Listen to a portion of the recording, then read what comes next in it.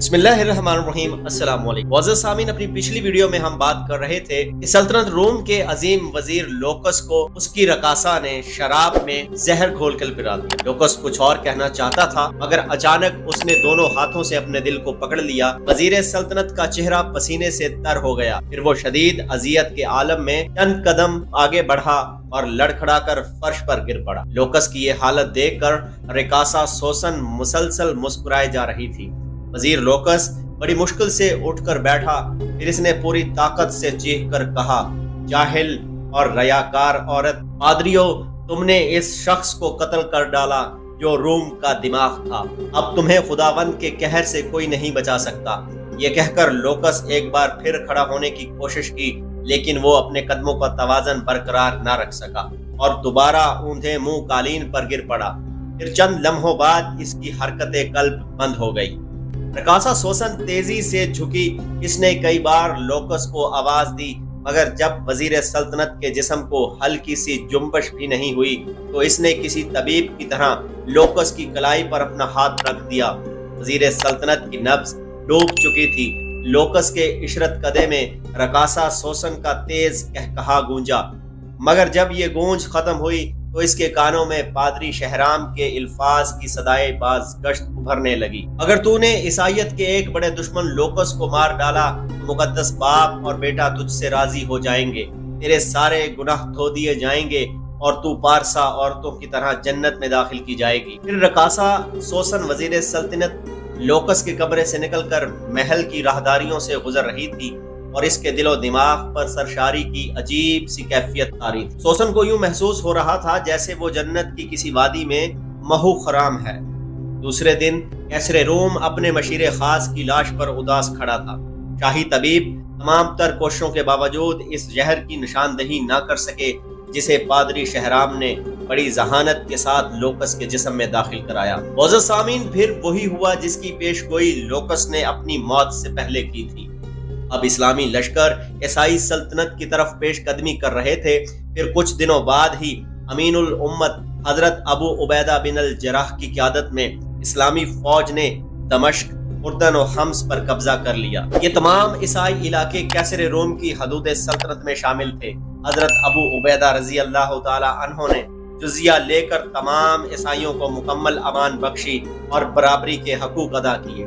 نہ کسی عورت کی آبرو ریزی کی گئی، نہ کسی بوڑھے اور بچے کو قتل کیا گیا اور نہ ہی ان کے مکانوں کو آگ لگائی گئی۔ مسلمانوں کے اس طرز عمل کو دیکھ کر عیسائی عورتیں اور مرد آپس میں گفتگو کیا کرتے تھے، یہ کیسے فاتحین ہیں کہ جنہوں نے ہماری عزت و آبرو کے پیراہن کو چاک نہیں کیا، ہمیں سامان رسوائی کے ساتھ بازاروں میں نہیں پھرایا اور ہمارے مال و متاع کی طرف دیکھنا تک گوارا نہیں کیا۔ زندگی کی یہ رعایتیں، یہ امن و سلامتی، یہ عدل و انصاف اور یہ مساوات تو ہمیں ہرقل اعظم یعنی قیصر روم نے بھی نہیں بخشا تھا۔ دمشق، اردن اور حمص کی فتوحات نے رومی عیسائیوں کو بدحواس کر دیا تھا۔ پھر مقامی باشندوں کی ایک بڑی جماعت قیصر روم کے دربار میں اس طرح داخل ہوئی کہ ان کے بال بکھرے ہوئے تھے اور گریبان چاک تھے۔ وہ سب کے سب سر سے پاؤں تک درد کی تصویر بنے ہوئے تھے۔ قیصر روم نے ان شکستہ حال لوگوں کی طرف بڑی حیرت سے دیکھا اور پھر انتہائی نرم لہجے میں پوچھا، اے یسوع مسیح کے ماننے والو، آخر تم پر کیا آفت آن پڑی ہے؟ دمشق اور اردن کے عیسائیوں نے رو رو کر کہا، اے ہرقل اعظم، اے عیسائیت کے نگہبان، ہم پر آفت نہیں پڑی بلکہ قیامت ٹوٹی ہے۔ ہماری فریاد سن اور ہمارے دکھوں کا مداوا کر۔ فریادیوں کی یہ گروہ آزاری دیکھ کر قیصر روم کے چہرے کا رنگ بدل گیا اور اس نے انتہائی تند و تیز لہجے میں فریادیوں سے پوچھا، وہ کون ہے جس نے تم پر قیامت توڑی ہے؟ میں اسے عبرتناک سزا دوں گا اور تمہارے تمام دکھوں کا ازالہ کروں گا۔ جواب میں وہ عیسائی بولے، وہ عرب کے مسلمان ہیں جنہوں نے ہماری زمینوں پر قبضہ کر لیا ہے اور ہمارے گھروں کو آگ لگا دی ہے۔ ایک فریادی نے زارو کتار روتے ہوئے کہا، بوڑھے اور بچے قتل کیے جا رہے ہیں۔ دوسرے فریادی نے ہچکیوں سے روتے ہوئے دنیا کا سب سے بڑا جھوٹ بولا، اے ہمارے بادشاہ، سلیب کی بیٹیاں بے امان ہیں، وہ مسلمانوں کی حبس کا نشانہ بن رہی ہیں۔ فریادی نے عیسائیوں کی بربادی کا نقشہ کچھ اس طرح سے کھینچا کہ قیصر روم غضبناک ہو کر اپنے تخت پر کھڑا ہو گیا اور قہر آلود لہجے میں بولا، میں نے سلیب کے بندوں کی فریاد سن لی، تم سے میرا وعدہ ہے کہ اس وقت تک چین سے نہیں بیٹھوں گا جب تک تمہیں تمہاری زمینیں واپس نہیں مل جائیں گی۔ آج سے تم انطاکیہ میں ہمارے مہمان خاص ہو۔ اس وقت انطاکیہ کیسر روم کا دارالحکومت تھا۔ فریادی خوشی خوشی دربار سے چلے گئے۔ مسلمانوں کے سلسلے میں ان کی مکارانہ چال کامیاب ہو گئی تھی۔ کیسر روم رات بھر سکون سے نہیں سو سکا۔ بار بار اس کی آنکھ کھل جاتی تھی اور نظروں کے سامنے وزیر سلطنت لوکس کا چہرہ ابھرتا تھا۔ تم سچ کہتے تھے لوکس کہ مسلمانوں کی یلغار ایران کی حدود تک نہیں ٹھہرے گی۔ کیسر روم بڑی حسرت زدہ لہجے میں اپنے مرحوم سیاسی مشیر کو غائبانہ کر کے کہتا، کاش تم زندہ ہوتے اور مشورہ دیتے کہ ایسی نازک صورتحال میں مجھے کیا حکمت عملی اختیار کرنی چاہیے۔ الغرض اسی کشمکش میں پوری رات گزر گئی۔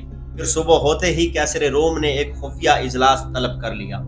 اس اجلاس میں عمائدین سلطنت کے ساتھ شہر کے معزز اور دانش مند افراد بھی شریک۔ جب سب لوگ جمع ہو گئے تو کیسر روم نے حاضرین کو مخاطب کرتے ہوئے کہا، عیسائی اپنی تعداد میں عربوں سے کہیں زیادہ ہیں، ان کے ہتھیار پرانے اور جنگی وسائل بھی تم سے کہیں کم ہیں، دیگر ساز و سامان میں بھی تم مسلمانوں پر فوقیت رکھتے ہو، مگر جب میدان جنگ میں ان کے مقابل صف آرا ہوتے ہو تو شکست کیوں کھا جاتے ہو؟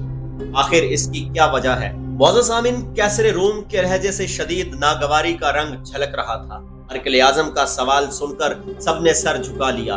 حاضرین میں انطاکیہ کا سب سے بڑا پادری شہرام بھی شامل تھا۔ اس کی گردن بھی جھکی ہوئی تھی اور وہ بھی ہرقل اعظم سے نظریں چرا رہا تھا۔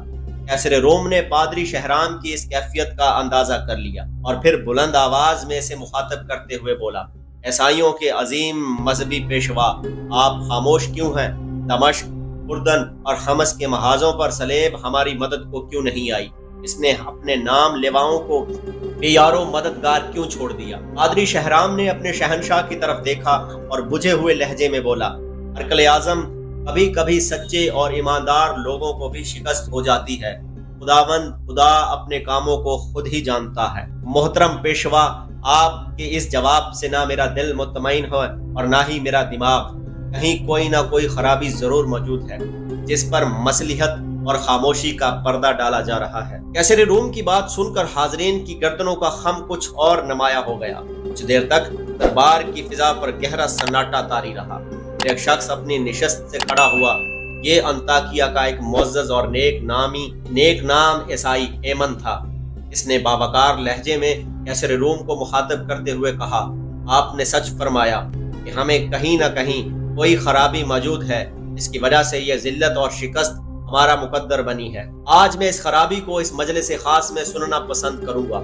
کیسر روم کے لہجے سے بدستور تلخی جھلک رہی تھی۔ ہرقل اعظم اس بات کا یقین دلائیں کہ مجھے سچ بولنے کی سزا نہیں دی جائے گی۔ ایمن کے چہرے سے ہلکا سا خوف جھلک رہا تھا۔ آج تمہاری زبان پر کوئی پابندی نہیں، کیسر روم نے پرجلال لہجے میں کہا، جو کچھ تمہیں کہنا ہے بے خوف ہو کر کہہ ڈالو، تمہارے لیے امان اور سلامتی